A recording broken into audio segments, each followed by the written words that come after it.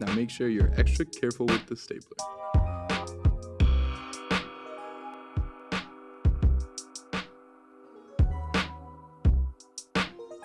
When they're acting like this, it's always a good idea to give them something to chew on.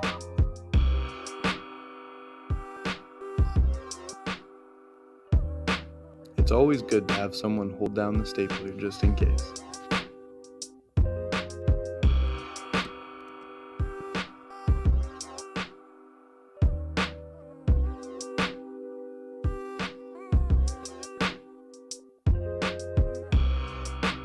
And that's how you tame a stapler.